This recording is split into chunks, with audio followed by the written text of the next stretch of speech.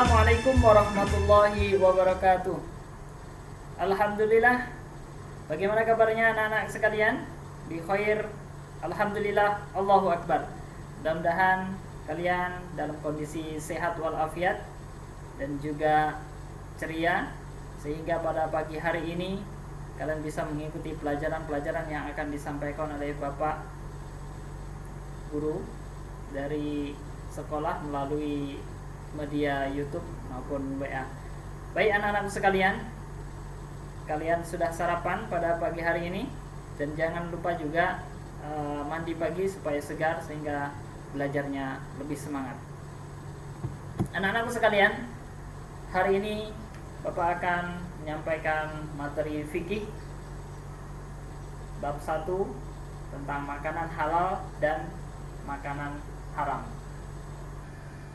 Sebelum Bapak menyampaikan materi tentang makanan halal dan haram, sebaiknya kita tahu tujuan pembelajaran kita hari ini. Yang pertama, siswa dapat menunjukkan perilaku menghayati nilai-nilai positif, nilai-nilai yang baik dari ketentuan makanan halal dan haram. Yang kedua, siswa dapat membiasakan mengkonsumsi makanan halal dalam kehidupan sehari-hari. 3. Siswa dapat menjelaskan pengertian makanan halal dan haram. Yang keempat, siswa dapat menunjukkan contoh makanan halal dan haram. Yang kelima, siswa dapat menyebutkan hikmah mengkonsumsi makanan yang halal. Anak-anak sekalian, peta konsep materi yang akan kita pelajari adalah tentang makanan halal dan haram, berkenaan tentang pengertiannya, kemudian syarat-syarat makanan itu halal maupun haram, kemudian jenis-jenisnya, kemudian yang terakhir adalah hikmahnya kita menjauhi makanan yang haram maupun kita memakan makanan yang halal. Baik anak-anak, masuk ke poin pertama, yaitu pengertian. Apa itu halal? Halal adalah, kalau menurut bahasa, adalah sah, boleh, atau suci. Tinggal kita sesuaikan dengan pembicaraannya tentang apa. Kalau tentang makanan, berarti halal memiliki arti boleh. Jadi makanan itu boleh kita makan. Kemudian haram. Haram artinya terlarang atau tidak boleh. Berarti makanan yang halal adalah makanan yang boleh kita makan. Sedangkan makanan yang haram, sebaliknya, makanan yang tidak boleh kita makan atau kita konsumsi. Maka sebaiknya makanan haram ini kita jauhi. Selanjutnya, syarat-syarat makanan itu halal itu apa saja? Yang pertama, zatnya. Jadi makanan yang halal, bahannya, zatnya itu adalah bahan atau zatnya yang tidak dilarang di dalam Islam. Nah, itu disebut dengan makanan yang halal, boleh kita konsumsi. Dari segi zatnya tidak diharamkan. Kemudian yang kedua, proses pembuatannya. Jadi makanan halal, zatnya sudah halal, kemudian proses pembuatannya juga harus dengan proses yang diperbolehkan, dihalalkan dalam aturan Islam. Contohnya, daging sapi. Proses pembuatannya, proses pengolahannya harus sesuai dengan aturan Islam, yaitu sapi tersebut disembelih dengan nama Allah dan dengan ketentuan-ketentuan cara penyembelihan yang benar. Kemudian daging tersebut dimasak dengan proses yang diperbolehkan juga, tidak dicampur dengan barang-barang yang najis atau barang-barang atau zat yang diharamkan. Nah, proses pembuatannya, kalau zatnya sudah halal, proses pembuatannya juga sudah benar, ya. Cara mendapatkannya juga harus benar, harus yang dihalalkan dalam syariat Islam.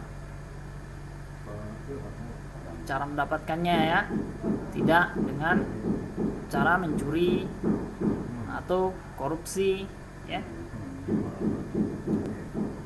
Jadi 3 syarat inilah anak-anak sekalian makanan itu bisa halal. Misalnya daging sapi tadi, zatnya halal, kemudian proses pembuatannya juga dengan proses yang halal, dimasak dengan benar, tempat pemasakannya itu tidak tercampur dengan zat atau bahan-bahan yang diharamkan, artinya prosesnya sudah benar. Kemudian yang ketiga juga harus cara mendapatkannya, sapi tersebut dibeli dengan uang yang halal. Nah, tiga-tiga ini syarat yang harus dipenuhi untuk makanan itu disebut dengan halal, boleh kita konsumsi. Selanjutnya anak-anak, jenis-jenis makanan halal dan haram. Jenis makanan yang halal, jenis yang di darat, misalnya tumbuh-tumbuhan, jagung, beras, ubi, sagu, jeruk, mangga, dan lain-lainnya, sebanyak lagi. Nah, itu makanan-makanan yang dihalalkan. Makanan tersebut tidak membahayakan. Kemudian misalnya dari daging-daging sapi, kambing, unta, ayam, ya, dan lain-lainnya.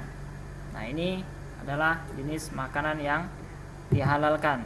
Kemudian di air, rumput laut, ikan, kerang, kepiting, gonggong, dan lain-lainnya, ya. Kemudian jenis makanan yang haram, apa itu?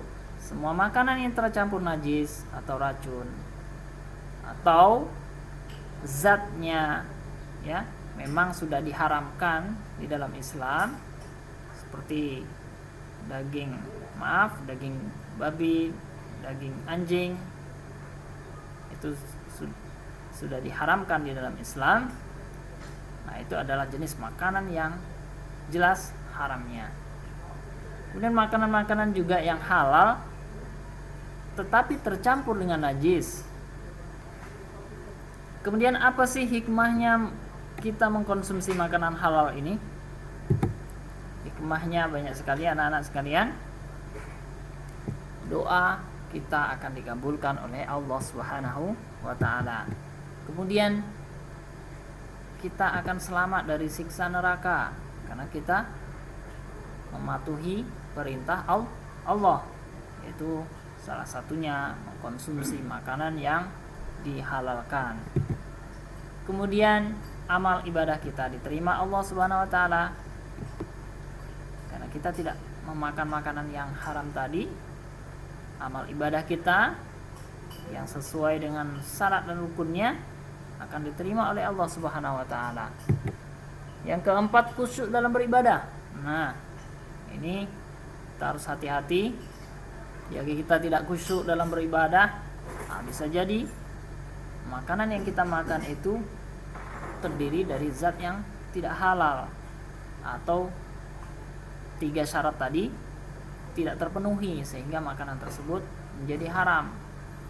Maka kita sulit untuk khusyuk dalam beribadah.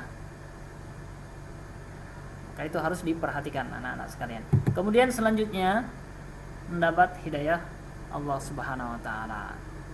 Ya, petunjuk Allah Subhanahu wa taala hadir dalam diri kita dengan kita mengikuti aturan yang ditentukan oleh Allah Subhanahu wa taala. Kemudian yang keenam, mudah menerima pelajaran. Nah, ini penting sekali anak-anak sekalian. Jangan sampai kita sulit sekali dalam menerima pelajaran gara-gara makanan kita yang kita makan tadi haram. Yang ketujuh, sehat jasmani dan bersih rohani kita. Sehat jasmani kita sehat karena makanan yang kita makan halal, baik ya. Rohani kita juga akan bersih, terbebas dari sifat-sifat buruk yang dipengaruhi oleh makanan yang haram. Kemudian cerdas akalnya. Nah, ini penting juga bagi kalian anak-anak sekalian, harus menjaga makanan tersebut tetap halal agar cerdas akal kita, tidak terkotori oleh makanan yang demikian. Materi yang Bapak sampaikan pada hari ini. Terima kasih atas perhatian dan baca bukunya, dibaca. Hari ini tidak ada tugas, namun tugasnya adalah membaca bukunya supaya kalian lebih memahami lagi. Dan jika ada pertanyaan ataupun kurang jelas, bisa kalian hubungi Bapak melalui WA maupun telepon. Terima kasih anak-anak sekalian. Sampai jumpa di kesempatan yang lain. Wassalamualaikum warahmatullahi wabarakatuh.